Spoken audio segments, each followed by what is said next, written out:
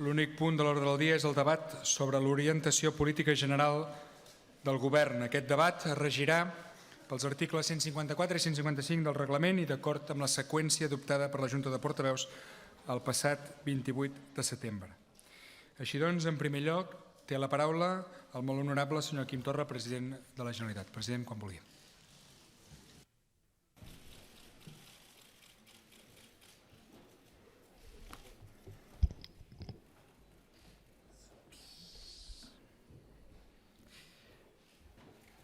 President, diputades i diputats, molt bona tarda a tots.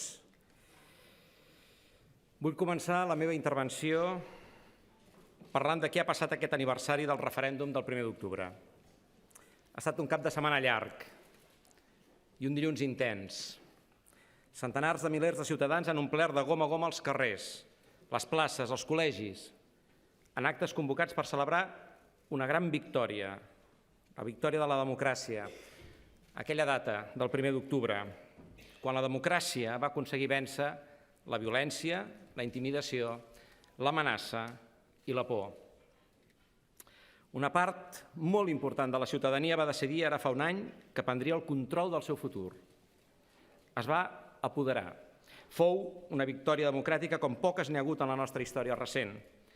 Vam viure un esclat de la intel·ligència col·lectiva, l'autoorganització i la fraternitat. Malauradament, la celebració d'aquell esclat de ciutadania i determinació es va veure malmès aquest cap de setmana i ahir per uns fets aïllats que no en són gens representatius i que confio que no es tornin a repetir. I és en aquest sentit que cal fer una autocrítica seriosa. El camí de la independència no és aquest, tot el contrari. El 1 d'octubre es va fer a cara descoberta perquè en l'exercici de l'autodeterminació no tenim res a amagar. D'aquesta manera vam vèncer un estat autoritari. Hem d'exigir-nos i hem d'exigir que la mobilització que necessitem pels drets civils, socials i nacionals dels catalans sigui sempre no violenta, radicalment no violenta. Com no hem de rebaixar ni un mil·límetre en cap moment la intensitat de la mobilització. És clar que no. Vull compartir avui aquí una exigència de més intel·ligència política a tothom, de més responsabilitat a tothom, de més autocrítica a tothom. I a nosaltres, al Govern de Catalunya, els primers, sempre que calgui. I en aquest sentit, els anuncio que el conseller Miquel Buch compareixerà a petició pròpia per donar explicacions a la cambra, petició que serà registrada aquesta mateixa tarda. Però també necessitem més determinació per acabar la feina que vam començar ara fa un any. Els dirigents polítics ens hem d'explicar més i millor. És evident, s'ha fet evident que una part de la població no comprèn la nostra acció política. I això és responsabilitat nostra i meva, en primer lloc. Cal que parlem més clar i que tothom pugui compartir el camí traçat per fer efectiva la república votada el 1 d'octubre i proclamada el 27 d'octubre. Cal tornar al treball unitari i que s'acabi aquest mirar-se de reüll constant. La unitat, l'esperit constructiu i l'acció no violenta han estat la clau de l'èxit fins ara. No sabem fer-ho d'una altra manera. El 1 d'octubre va ser possible per una cadena de complicitats que si no aconseguim refer-la ara serà molt difícil que guanyem. I jo vull que guanyem. Amb tot, és evident que la paciència dels catalans no és infinita. El marge del president Pedro Sánchez s'ha acabat. Avui mateix el president Sánchez ha fet un missatge dient que jo no he de posar en risc la normalització política animant els radicals a assetjar les institucions democràtiques. Vull recordar-li al president Sánchez que qui posa en risc la normalització política és el seu govern, mantenint els presos polítics i els exiliats i impedint el dret a l'autodeterminació dels catalans. Doncs prou!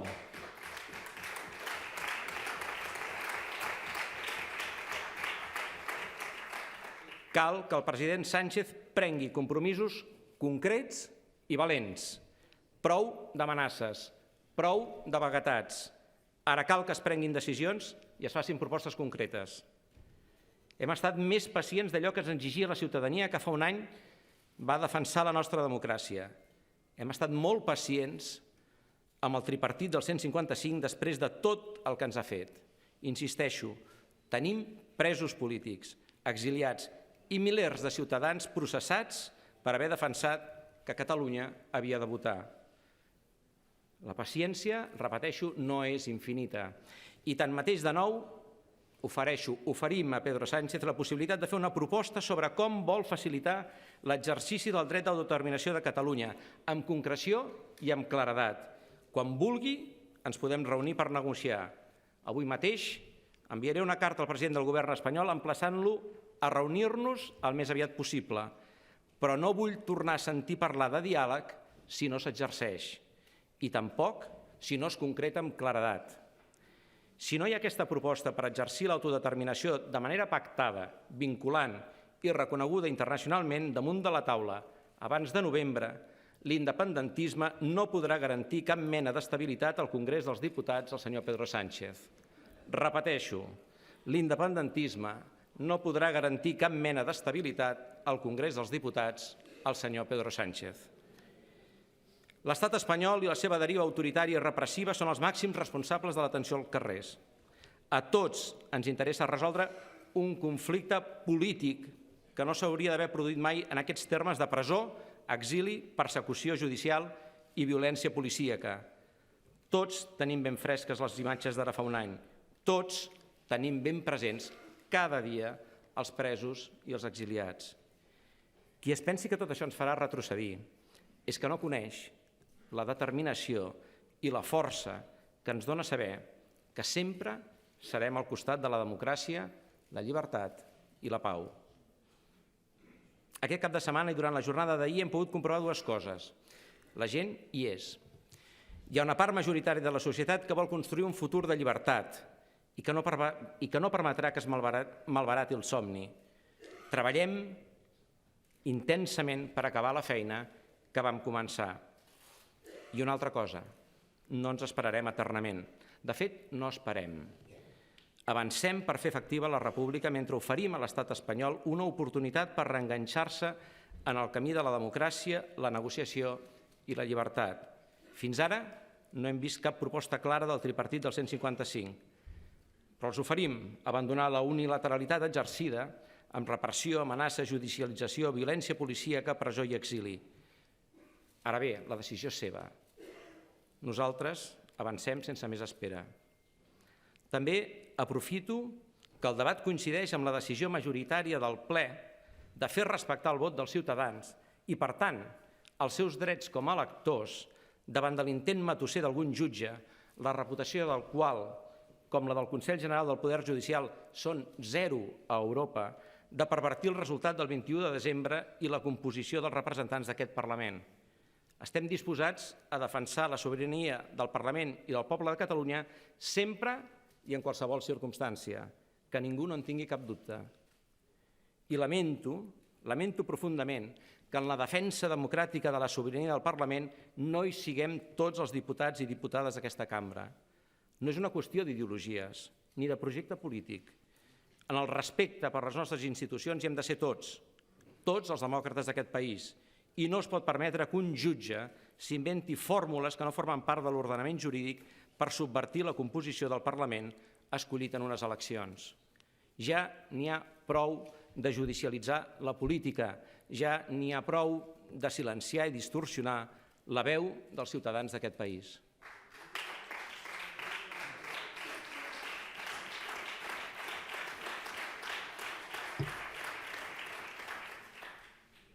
La majoria independentista d'aquest Parlament té un mandat per implementar. Un mandat que surt sempre de les urnes, del vot dels ciutadans, de la seva consciència d'homes i dones lliures, però que sovint s'ha hagut d'expressar sota amenaces intolerables. És un mandat republicà que va néixer el 1 d'octubre, que políticament es va concretar el 27 i que es va ratificar electoralment el 21 de desembre en unes eleccions en què no totes les candidatures van poder comptar amb les mateixes condicions. Parlem d'unes eleccions que van deixar una majoria independentista en aquesta cambra que es va fer amb candidats empresonats i a l'exili, amb candidats sota l'acusació judicial i amb una vigilància total que posava en qüestió el fonamental dret d'expressió. Una campanya en què es van prohibir colors, es van perseguir paraules i es van silenciar veus. I amb tots aquests elements en contra, la majoria independentista va obtenir el suport de la ciutadania per poder formar govern. I què va passar a continuació? Que, descontents amb el resultat que havien donat els ciutadans, el bloc del 155 i els aparells de l'Estat es van dedicar a impedir que el mandat electoral es fes efectiu en la investidura del president Puigdemont. I es va prohibir que Jordi Sánchez acudís al seu debat d'investidura. I després es va empresonar el candidat Turull a mig debat d'investidura. Una indignitat que faria enrogir tots els parlaments del món. Com poden confiar els ciutadans d'un estat? Com poden confiar els ciutadans en un estat que utilitza els tribunals per guanyar allò que les urnes no li donen? Com deia, tenim un mandat i el volem complir. Com ho volem fer? De la manera que trobem més lògica de fer les coses en l'Europa del segle XXI, adequant la legalitat a la voluntat majoritària dels ciutadans, abanderant el diàleg i el respecte escrupolós al dret de decidir dels pobles, és a dir, del dret d'autodeterminació de les nacions, de la causa justa de la independència. És aquesta oportunitat de no perdre el tren de la història, allò que vam oferir a l'estat espanyol aleshores, quan el seu govern va canviar de color. I, tal com he dit, esperem una resposta que estigui a l'alçada de les circumstàncies. Tots els catalans recorden perfectament la pollaré del socialisme espanyol de fa uns anys. Encara avui recordem l'engany d'aquella reforma que fou votada en un referèndum d'autogovern, com es diu avui, i que després es va quedar amb la pell i els ossos. La solució no és un nou estatut. I jo no renunciaré mai a complir el mandat del 1 d'octubre, perquè el dret d'autodeterminació no em pertany a mi, ni al meu govern, ni a cap dels representants polítics d'aquesta cambra. Pertany al poble de Catalunya i exercir-lo és un dret inalienable que té. Aquesta és la qüestió. I aquest govern està compromès a no aturar-se fins a fer efectiu el mandat del referèndum amb totes les conseqüències.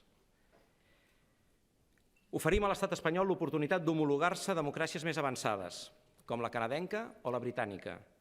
El mateix president Sánchez va tenir ocasió de conèixer-ho de primera mà en el seu viatge al Canadà i de veure que els referèndums, sí, es poden guanyar o es poden perdre, però la democràcia sempre en surt reforçada i les societats també. Per això es va fer el referèndum d'ara fa un any, perquè no entenem una manera millor de resoldre els dubtes o la divisió d'opinions que votant com a persones adultes i responsables. I és trist encara avui veure que hi ha partits que consideren que la nostra societat no està preparada per a decidir el seu futur. Trist perquè demostren la nul·la confiança en la maduresa de la nostra societat. Tenim un mandat clar del referèndum d'ara fa un any i tan sols un referèndum acordat, vinculant i reconegut internacionalment pot renovar aquell mandat. Aquesta, insisteixo, és l'oportunitat que té el govern de Pedro Sánchez per reconduir la deriva autoritària i repressiva on va caure l'Espanya de Mariano Rajoy, el Partit Popular i Ciutadans, i també el PSOE, que es va sumar a l'aliança del 155. Serà el PSOE d'ara diferent? Vol sortir de debò del bloc del 155 o vol mantenir-s'hi?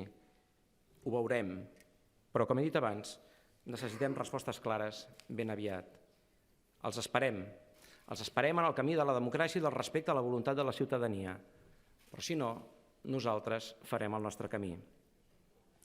Per tot això que acabo de dir, ens disposem a desplegar una acció de govern encaminada a fer efectiu el mandat polític del referèndum de fa un any i, en conseqüència, posem en marxa ja alguns instruments de construcció d'un país més just, capaç d'oferir més benestar, econòmicament dinàmic, creador d'oportunitats i que garanteixi els drets i les llibertats conquerides amb moltes lluites compartides, com li agrada dir a l'enyorat amic Jordi Cuixart al llarg dels anys. Ho hem fet posant tota l'atenció en els drets civils, socials i nacionals, perquè creiem que és aquí on es juga la partida, en la defensa dels drets civils, socials i nacionals del país. Precisament ahir vam nomenar el director de l'Oficina pels Drets Civils i Polítics, que es posarà en marxa per oferir suport als ciutadans que vegin vulnerats aquests drets fonamentals. També crearem els pròxims dies, a mitjans d'aquest mes d'octubre, el Consell que impulsarà el Fòrum Cívic, Social i Constituent, que posarà en marxa un debat ciutadà que serveixi per posar les bases de l'arquitectura fundacional de la República. Serà un fòrum amb persones de prestigi i de llarga trajectòria professional, al qual hi convidarem tota la ciutadania per a fer un procés participatiu, útil i de qualitat. Aquest Consell tindrà l'encàrrec de posar en marxa un debat a fons de com ha de ser la República Catalana. Vam anunciar aquesta legislatura com un pas de la restitució a la Constitució i això és el que ens disposem a fer, condicionat al resultat del procés judicial contra els nostres líders democràtics a la presó i a l'exili. Així, una vegada ja donem per acabada la fase de recuperació institucional, avancem en pas ferm cap a l'elaboració del debat constituent. La independència no la fem per canviar una bandera, un color o el nom del nostre estat. La fem perquè sabem que és la millor manera per disposar de les eines i de les condicions favorables per servir la ciutadania en termes de benestar, dinamisme econòmic, generació d'oportunitats i justícia social. Com sabeu, també vaig fer una crida a emprendre una marxa pels drets civils, socials i nacionals arreu del país i amb activitats a l'estranger per estendre el clam de llibertat, justícia i democràcia que ja vam poder constatar de manera contundent el passat 11 de setembre. Aquest país fa anys que està en marxa, però ara cal concentrar els esforços a fer saber que no acceptarem un judici injust, sense fonament, ni unes sentències que no siguin l'absolució. Som els que volem justícia i per això l'hem anat a buscar fora, veient que aquí només hi hauria venjança. Som els que exigim el respecte que mereixen els nostres drets, perquè tenim dret de tenir tots els drets de què gaudeixen qualsevol altre ciutadà europeu. Per això apel·lo a aquesta mobilització permanent, sí, perquè no podem normalitzar ni per un segon la gravíssima situació política que viu el país. En aplicació d'aquest mandat republicà, també ens hem proposat de recuperar el contingut de les lleis de caràcter social suspeses pel Tribunal Constitucional a petició del govern espanyol. Ho hem començat a fer. La llei d'universalització de l'assistència sanitària ja és plenament vigent. Preparem la recuperació dels continguts de les mesures urgents per afrontar l'emergència en l'àmbit de l'habitatge i la pobresa energètica i de les mesures de protecció del dret a l'habitatge de les persones en risc d'exclusió residencial. A la vegada que negociem la retirada dels recursos contra lleis com la de l'impost dels habitatges buits, la llei del canvi climàtic, de l'impost sobre els actius no productius de les persones jurídiques, entre d'altres. És un compromís polític que va votar i adquirir aquest Parlament i és un compromís de consciència amb l'objectiu de construir una república de drets i llibertats, de dignitat i de justícia social. Un govern socialista a Espanya té a les seves mans de retirar les impugnacions de lleis absolutament pensades per a millorar la qualitat de vida dels 7,5 milions dels catalans. Parlem de lleis que es van aprovar amb un suport molt majoritari d'aquest Parlament, en molts casos amb el suport del mateix Partit Socialista. Ara la decisió és a les seves mans. Ara veurem el grau de coherència de les seves paraules i promeses. I si el govern socialista de Pedro Sánchez no retira els recursos contra aquestes lleis socials, les tornarem a aprovar una altra vegada dins del termini de la resolució que va aprovar aquest Parlament, és a dir, el desembre d'enguany. Finalment, i en aquest primer bloc, els anuncio que ahir, en l'aniversari del 1 d'octubre, vaig donar instruccions perquè la Generalitat es personi com a acusació popular en totes les causes judicials obertes de persecució de l'independentisme i de la llibertat d'expressió. No podem permetre que es persegueixin ciutadans i representants democràtics per haver defensat la democràcia, el dret de vot o per pensar com ho fa la majoria de la societat catalana. Per tant, resumeixo d'aquest primer bloc. Primer, partim del referèndum d'autodeterminació del 1 d'octubre i de la declaració política d'independència del dia 27. Segon, hem ofert, oferim i oferirem sempre negociació a l'estat espanyol i a la comunitat internacional directament activar una mediació per si la proposta d'un referèndum pactat, vinculant i internacionalment reconegut obre la via de la solució a la gravíssima crisi política actual. Tercer, acabada la fase de la restitució, incompleta, perquè falta el retorn del president Puigdemont, iniciem la fase que ens ha de conduir a un projecte de la Constitució catalana condicionat a les sentències judicials contra els nostres presos polítics i exiliats, com els explicaré al final d'aquesta intervenció. I, per tant, posem en marxa, en primer lloc, l'Oficina pels Drets Civils i Polítics. En segon lloc, a partir de mitjans d'octubre, la constitució del Consell Assessor del Fòrum Cívic, Social i Constituent. Tercer, una marxa pels nostres drets civils, socials i nacionals. Quart, un calendari clar d'execució de la recuperació de les lleis socials. Cinquè, la Generalitat es personarà com a acusació popular en totes les causes de persecució política obertes. I sisè, no garantirem cap mena de suport al govern de Pedro Sánchez a partir de novembre si no hi ha una proposta de diàleg polític de fons sobre Catalunya, és a dir, sobre l'autodeterminació. I abans d'entrar en el pla de govern, i tal com em vaig comprometre, passo a explicar-los breument un primer avançament de l'informe que s'ha fet sobre les conseqüències de l'aplicació de l'article 155, així com de la feina feta fins ara pel govern que presideixo. Vull centrar-me en l'impacte que l'aplicació del 155 ha tingut sobre els serveis públics, a banda de l'impacte que va tenir sobre aquesta cambra, sobre el govern, etc. Ja els avanço que l'impacte és desolador, ho intuïem, ara ho hem pogut constatar. Molts treballadors i treballadores públiques ho havien denunciat i molts se m'han adreçat directament per explicar-me com han viscut des de dintre els retards, la inacció, la sobreburocràcia i, sobretot, el tractament indigne que s'ha donat a una institució centenària com és la Generalitat de Catalunya. Deixin-me, per tant, abans de seguir, donar un agraïment sincer i sentit a la responsabilitat, professionalitat i dedicació dels servidors públics, gràcies als quals, amb tota seguretat, es va poder amortir la gravetat dels efectes del 155. La destitució del govern de la Generalitat i del seu president va afectar la governança d'aquesta institució i la seva representació institucional.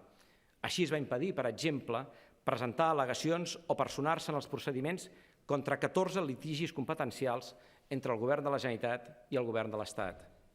Ras i curt, es va impedir que la Generalitat defensés, per exemple, lleis que afecten el benestar dels nostres ciutadans, lleis que afecten la nostra economia, lleis que ens posicionen com a país capdavanter en un món global, entre d'altres. Entre els impactes més evidents, el cessament de 242 persones, el tancament de les delegacions del govern de l'exterior o la supressió del Diplocat. Respecte al tancament de les delegacions del govern a l'exterior, a més dels prejudicis evidents i els més dolorosos sobre les persones que hi treballaven, el seu cost va ser de 1,75 milions d'euros. Va significar que els 300.000 catalans residents a l'estranger perdessin els serveis que els ofereixen aquestes delegacions, com l'emissió dels certificats digitals IDECAT i IDECAT mòbil per poder-se relacionar electrònicament amb les administracions. És una evidència que el 155 va afectar el normal desenvolupament dels programes estratègics, les inversions, les compres, els serveis, els subministraments, les subvencions, els acords amb altres institucions. I ho va fer d'una forma molt transversal i amb un impacte directe sobre la normal prestació de serveis públics. No els vull atabalar amb llistats extensos, però destacaria 25,5 milions d'euros dels FEDER afectats pels retards i l'alentiment d'inversions, la paralització de la tramitació del Pla Estratègic de l'Aviació 2030 i que ens obliga ara a licitar de nou la seva redacció, o els retards en la planificació i execució del Pla de Formació Permanent del Professorat que ha afectat 60.000 docents. Sí, ho han sentit bé, 60.000 docents afectats. A aquesta situació cal sumar-hi el control econòmic per part de l'Estat, iniciat a finals del 2015 amb una implantació progressiva i que va rebre l'estocada final a partir del 15 de setembre del 2017, a través de la no disponibilitat de crèdit, la retenció de la bestreta de recursos propis de la Generalitat i el pagament directe de les factures per part del Ministeri, el bloqueig dels comptes bancaris de la Generalitat i tot el sector públic o la declaració responsable dels interventors en el moment de l'adjudicació de contractes. Aquest control afegit va implicar, per exemple, que els equipaments d'acció cívica i comunitària i les residències d'atenció a la infància i les residències de gent gran i discapacitats es van trobar, en molts casos, sense liquiditat, ja que calia fer declaracions responsables per a qualsevol despesa. O l'endarreriment en la tramitació de més de 300 convenis en els àmbits del treball, els afers socials i les famílies, per un valor de gairebé 100 milions d'euros, o les addendes dels contractes programes amb els ens locals en matèria de serveis socials que van quedar pendents. En alguns casos, l'impacte és molt més greu perquè ha suposat la pèrdua del pressupost del 2017 sense possibilitat d'incorporar-ho al de 2018. Totes elles institucions del sector més feble del nostre país, del sector del tercer sector, justament on més hem de vetllar, on més hem de tenir cura per les persones que més ho necessiten. El llegat del 155, doncs, són mesos perduts, temps perdut, millores ajornades, malbaratament de recursos públics i pèrdues d'oportunitat. Aquesta informació parcial, que avui els he traslladat, ben aviat en tindran tots els detalls a través de la comissió corresponent en la informació que es proporcionarà en aquesta cambra. Però l'acció política d'implementació de la República no ens pot fer oblidar que estem governant per la gent amb els mitjans que tenim. Un dels primers objectius del nou govern era la restitució, tornar a posar en marxa el govern i els departaments al servei dels 7,5 milions dels catalans.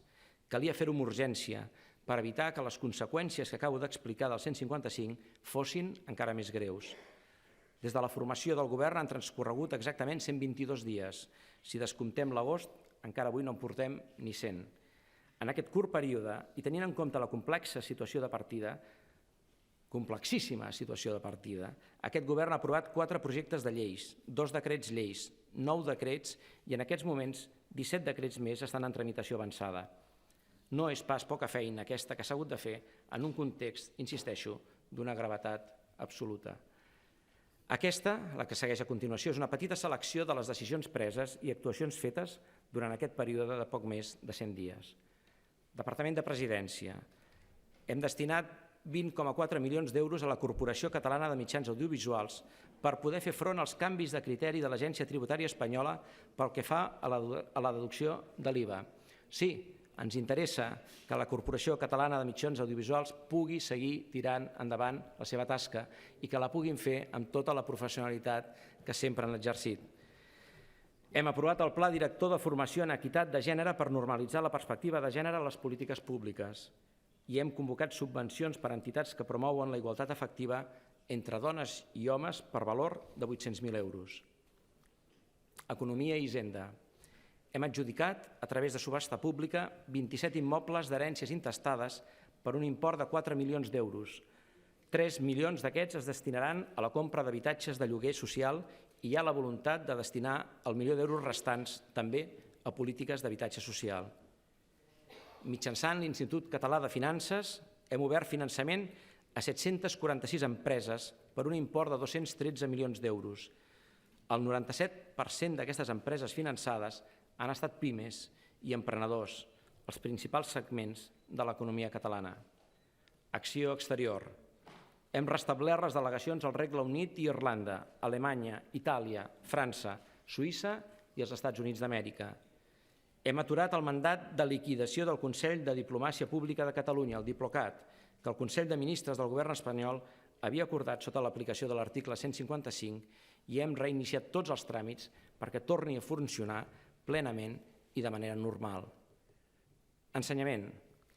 Hem destinat 13 milions d'euros a la contractació del servei de monitors i 4,2 milions d'euros a la contractació de personal especialitzat per donar suport als alumnes amb necessitats educatives especials.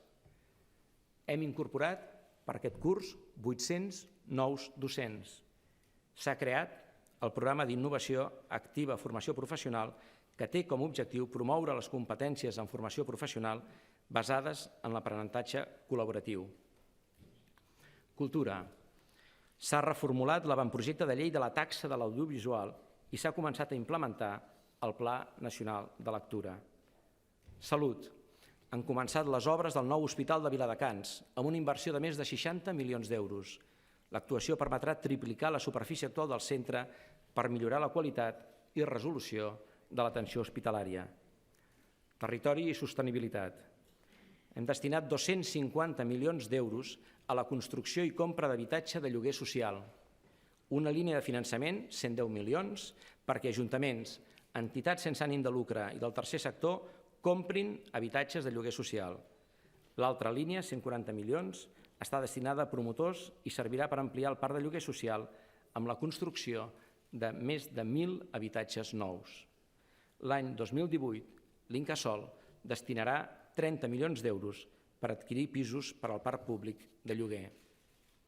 Treball, afers socials i famílies. Hem destinat més de 42 milions d'euros per a la renda garantida de ciutadania. S'ha dotat al món local de 230 milions d'euros en matèria de serveis socials i polítiques d'igualtat. S'han destinat 10 milions i mig d'euros addicionals per atendre l'arribada massiva de joves adolescents migrats no acompanyats. I voldria insistir en aquest punt i agrair al conseller i també al conseller d'Interior el seu esforç per resoldre una situació excepcional. Es preveu que durant tot aquest any 2018 arribin més de 3.200 menors no acompanyats a Catalunya. I s'han destinat 1,5 milions d'euros a subvencions adreçades a entitats socials per a contractar persones que es troben en processos d'arrelament. Empresa i coneixement. S'ha fet un estudi sobre la marxa d'empreses incentivades pel decret del govern espanyol a marxar de Catalunya, amb els resultats que tots vostès coneixen. I s'ha fet també la tercera convocatòria del programa Indústria del Coneixement amb una dotació de 3,5 milions d'euros i la convocatòria de 27 noves places de personal docent i investigador en el marc del pla Serra Húnter.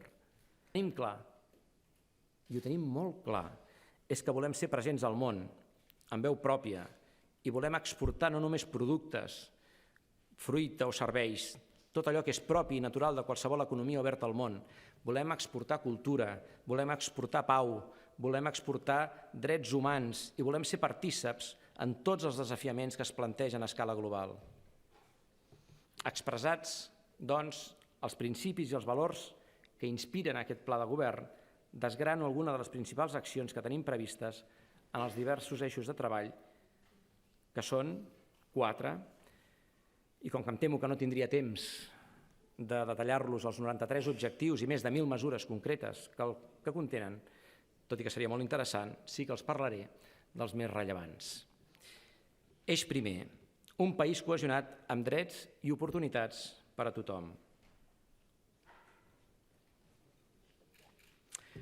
Defensem un model educatiu propi i la millora del sistema actual. Això passa per interpretar l'escola que el país necessita i tenir un projecte clar i decidit. L'escola catalana és integradora i inclusiva. És una eina de cohesió social i territorial de primer ordre i és un motor de progrés personal i cultural indiscutible. D'acord amb aquests principis, estem treballant des del primer dia per l'assoliment de 4 grans objectius.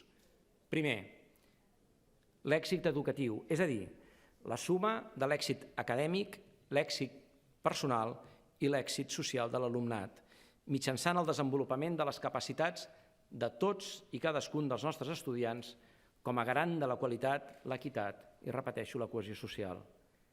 Segon, la millora metodològica i didàctica per adquirir les competències bàsiques que han de contribuir al desenvolupament personal en l'escola del segle XXI.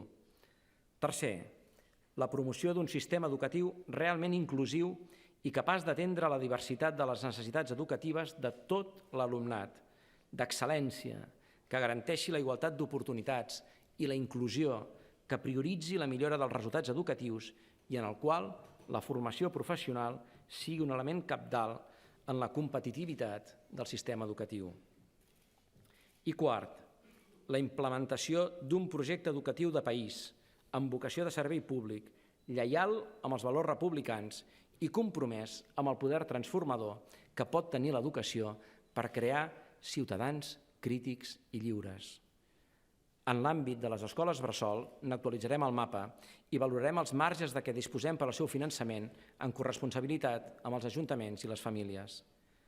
En definitiva, abocarem tots els esforços per un model educatiu compromès amb l'alumne, amb el professorat i amb les famílies, on l'alumne és l'objecte i el subjecte de l'educació, el professorat, la garantia de l'èxit escolar i el centre, el fonament del sistema. Ja saben que hi ha una frase que acostumo a dir i m'agradaria avui tornar-la a repetir. El suport d'aquest govern a la comunitat educativa del nostre país és total. Que els nostres mestres i les nostres mestres sentin que tenen el govern al seu costat. Només hi ha una cosa més important que les nostres escoles i són els mestres i les mestres de les nostres escoles. Un altre dels principals instruments de cohesió, és el Sistema Nacional de Salut. Continuarem treballant per fer del Sistema Nacional de Salut un sistema universal i equitatiu, en la línia de la llei que va votar aquest Parlament la darrera legislatura i que el Govern central va recórrer durant el 155. En el moment en què el 80% dels determinants de la salut de les persones depenen de factors socials, culturals, econòmics i de gènere, és indispensable una mirada que englobi tots aquests conceptes i que afecti a totes les polítiques públiques. Vaig tenir l'oportunitat de visitar el CAP de la Mina. És precisament això el que ens proposem. En un centre hospitalari que hi hagi la possibilitat també ja de tenir-hi serveis socials que ja detectin si hi ha alguna problemàtica i la puguin ja començar a treballar des del mateix centre hospitalari. Una altra amenaça al dret de la salut són les iniquitats, per raó de territori, de condicions socioeconòmiques, de l'ètnia i especialment pel gènere. Volem posar el focus en unes desigualtats que afecten el 50% de la població, les dones. Millorar la seva salut és millorar la de tothom. Per això hem començat a dissenyar l'estratègia per a l'equitat de gènere en l'àmbit de salut i estan en marxa processos de millora de l'abordatge a malalties que tenen rostre de dona, com el model d'atenció a l'endometriosi. No es pot lluitar contra les desigualtats sense polítiques de salut pública que permetin abordar els seus determinants. Per això necessitem recuperar l'Agència de Salut Pública, cosa que es produirà quan el Parlament aprovi, si així ho creu convenient, el projecte de llei que ja té en tràmit. I d'altra banda, i per això, l'aposta pel Pla interdepartamental i intersectorial de salut pública. El sistema sanitari és també generador de riquesa i de progrés i no pot ser vist només com una font de despesa. L'alt nivell de recerca biomèdica del nostre país, a més de contribuir a la millora de la salut de la població, és una oportunitat al desenvolupament de la innovació. Afers socials. Tal com entenem des del govern, el govern ha d'apoderar les persones. El seu objectiu final és descronificar les situacions de vulnerabilitat i garantir la llibertat per tal que cada persona pugui portar a terme el seu projecte vital, independentment de les situacions de vulnerabilitat en què es pugui trobar. I això vol dir posar més èmfasi en les polítiques socials preventives. Des de les polítiques d'infància en endavant cal evitar l'emergència social. Els serveis socials bàsics i les eines socials preventives, els serveis d'atenció no residencials han de ser l'objectiu del reforç de les polítiques socials. I això vol dir que també prioritzarem la dimensió comunitària, les intervencions socials a quilòmetre zero, amb la capil·laritat que permeti arribar a cada racó del país i aprofitant el teixit social com a xarxa de proximitat. Estem treballant en una bateria de lleis per a l'adaptació de la societat catalana a l'envelliment, per l'autonomia personal, per incidir en la prevenció, la creació de contextos inclusius i el model de suports a les persones grans en situació de dependència. Un pacte, al meu entendre, un dels principals objectius d'aquest govern, un pacte nacional per a les persones amb discapacitats, perquè tota persona d'aquest país té dret a tirar endavant de forma independent i lliure el seu projecte de vida.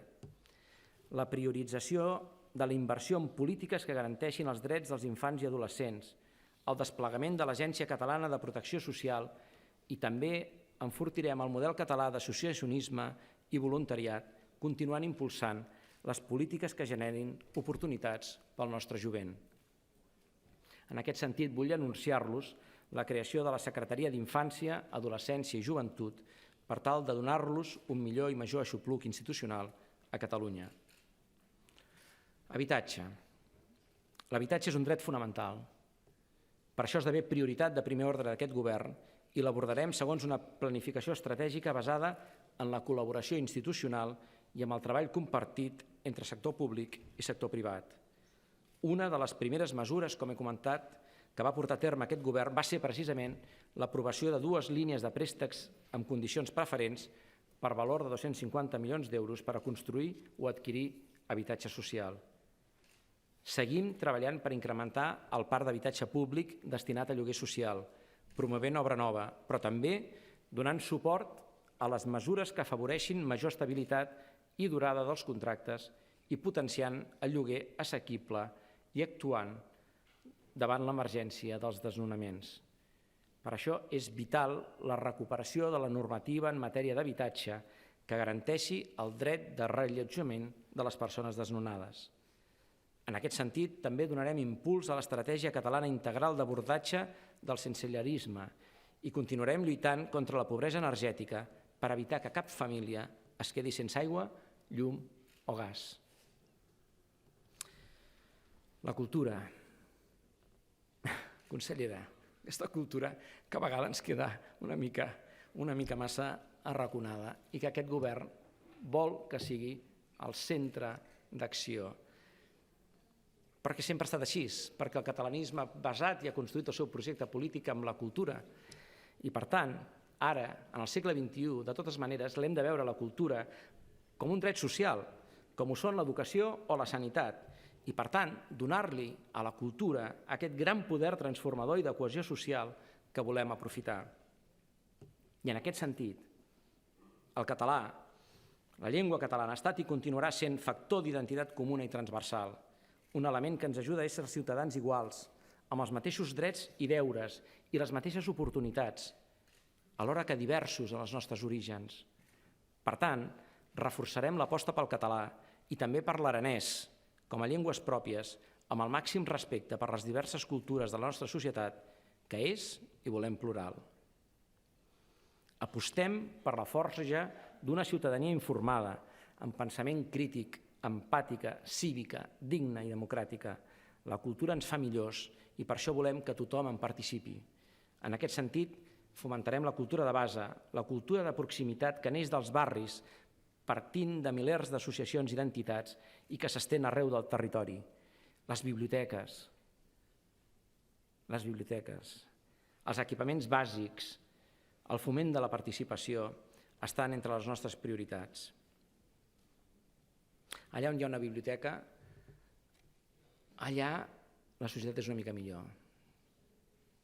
Allà on hi ha més cultura, allà la societat és una mica millor. I per tant insisteixo en que la cultura ha de ser, sense cap mena de dubte, una de les grans prioritats d'aquest govern.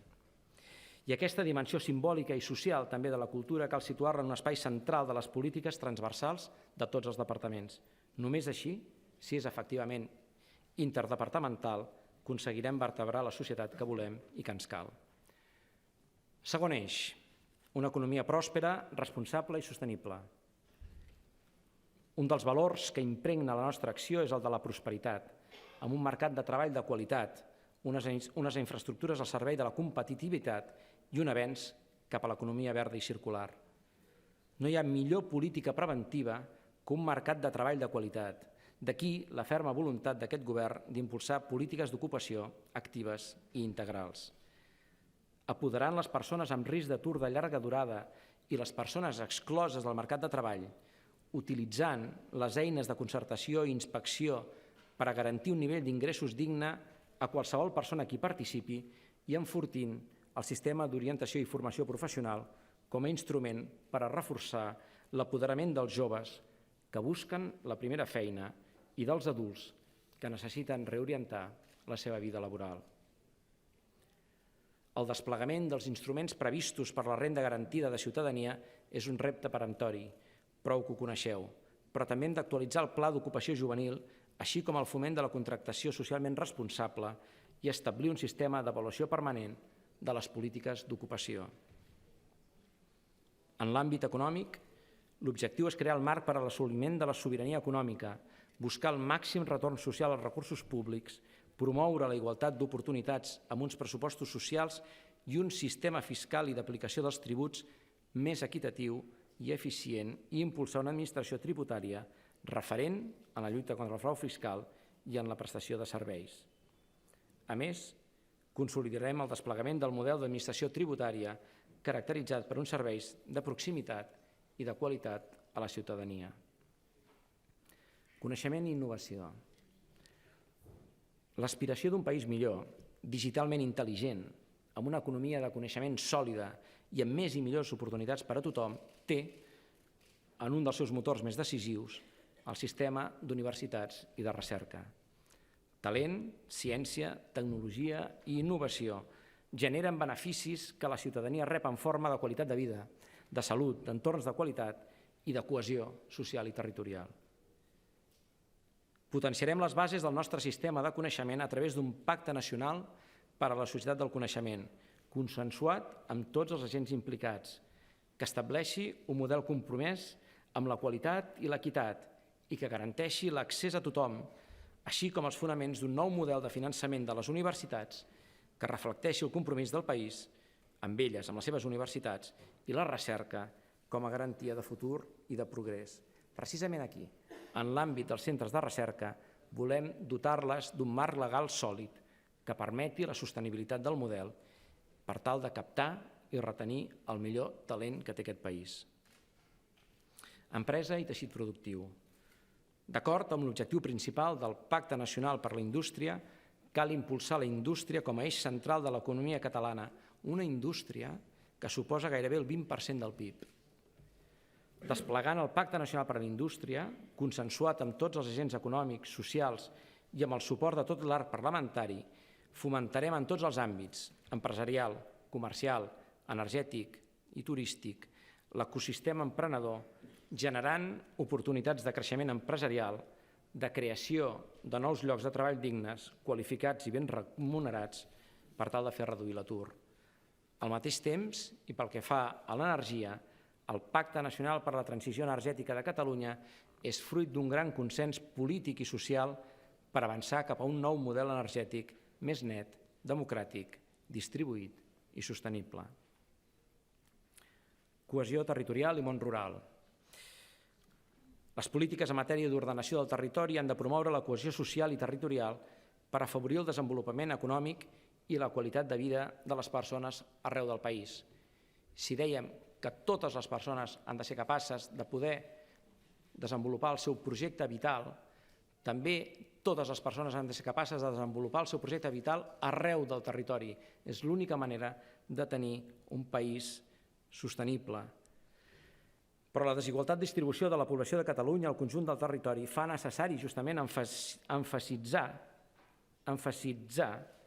no aconsegueixo dir-ho encara correctament, emfatitzar un conjunt d'actuacions per tal de potenciar el món rural, amb l'objectiu de facilitar l'arrelament, afavorir la continuïtat i el rejoveniment de les explotacions agràries. La llei de territori, la llei de la muntanya, la llei d'ordenació del litoral han d'endreçar el conjunt del territori català, posant-nos en valor les seves especificitats i singularitats. Aquest equilibri territorial s'aconseguirà també per mitjà de les infraestructures digitals i les ciutats intel·ligents. Infraestructures i mobilitat. Teixir el país, relacionar-lo, activar-lo, fer-lo progressar, requereix d'una bona dotació d'infraestructures.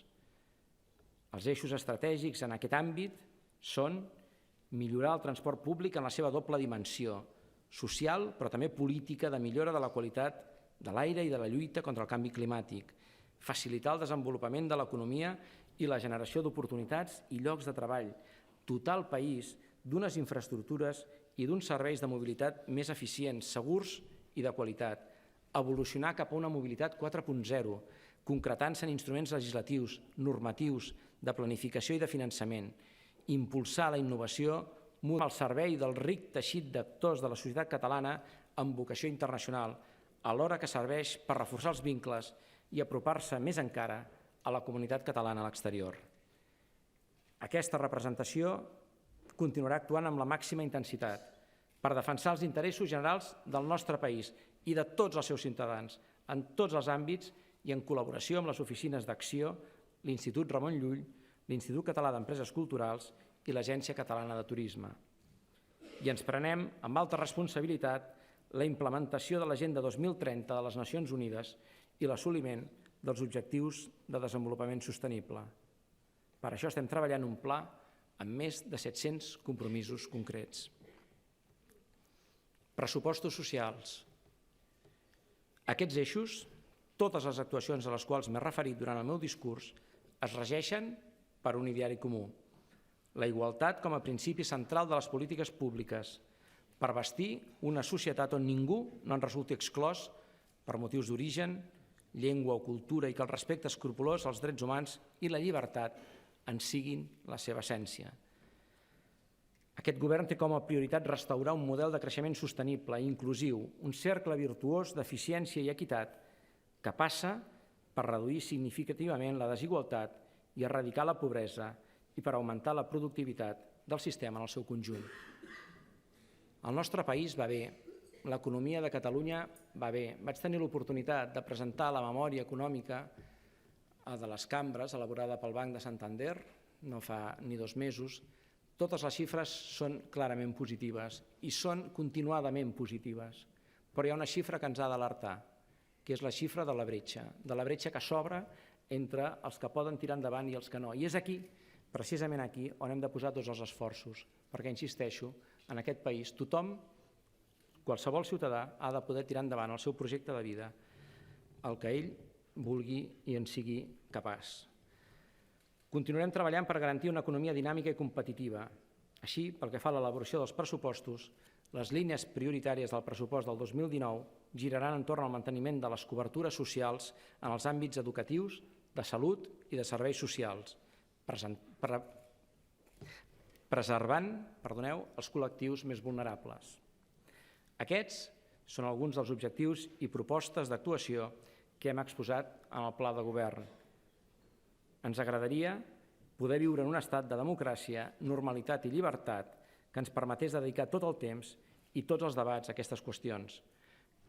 I tanmateix, com deia l'enyorada amiga Muriel Casals, perquè aquest país pugui tenir un bon estat del benestar, abans ha de tenir un estat. I acabo. Però com els deia a l'inici d'aquesta intervenció, la legislatura està condicionada a la resolució de les sentències que es puguin produir en la causa contra els nostres presos polítics i exiliats. Perquè votar no és delicte. El delicte és que et peguin per anar a votar. I per això no podem acceptar cap sentència que no sigui l'arxivament immediat del cas i la seva anul·lació. Els ho explicaré molt clarament. Si l'estat espanyol condemna els presos polítics, estarà condemnant persones que van obeir el mandat del poble. Si les condemna, estarà condemnant la majoria del poble de Catalunya. Pensen vostès que el poble ho acceptarà? Pensen vostès que el poble no reaccionarà? Pensen que no ho faré jo o el govern que presideixo? Sobre les sentències dels presos construirem la nostra causa justa. Si condemna els presos polítics i exiliats, l'estat espanyol estarà legitimant davant del món el dret de Catalunya a l'autodeterminació, a esdevenir un estat. Jo, com a representant electe del poble de Catalunya, tinc l'obligació i la determinació de canalitzar el rebuig majoritari dels catalans per unes sentències que no poden ser fruit de la llei en absolut, sinó de la venjança. Unes acusacions que la comunitat internacional, els països europeus, ha negat, qüestionant de manera rotunda el poder judicial espanyol. I com a govern de Catalunya considerarem aquest ús pervers dels alts tribunals de l'estat espanyol contra el poble de Catalunya, contra el seu Parlament i contra els seus representants polítics i civils, inacceptable i, repeteixo, com la causa justa que legitima l'aplicació del dret d'autodeterminació de la nació catalana. El dia de les sentències, si són condemnatòries, serà el punt d'inflexió i de no retorn d'aquesta legislatura. Fa un any, el govern va organitzar un referèndum i va ser la gent autoorganitzada i apoderada qui el va executar i el va convertir en una gran victòria. I tornarem tantes vegades com calgui per defensar els nostres drets civils, socials i polítics fins a assolir el compliment de la democràcia i de la llibertat. Per això ens cal ser forts, organitzats, apoderats, determinats, dignes del moment que vivim. Hem de fer-ho sense por. Aquests dies recordo sovint la frase de Pau Casals, des del seu silenci eixordador de Prada, de l'exili de Prada. La terra es torna cel quan alliberes la teva por. El més important a la vida és no tenir por de ser humà. I Pau Casals ens deia que ser humà no té sentit si no ets lliure. De la mateixa manera que la unió de les institucions, de la ciutadania i de les organitzacions civils vam ser capaços de portar Catalunya a l'autodeterminació i a un dels actes de desobediència respecte a l'Estat més important de la nostra història, aquesta mateixa unió convertirà el dia de les sentències en un nou dia de victòria. No ens aturarem fins a fer efectiu el resultat del referèndum. No som aquí per administrar una autonomia ni per recrear-nos en paraules buides. Som aquí per fer efectiva la República Catalana. Moltes gràcies.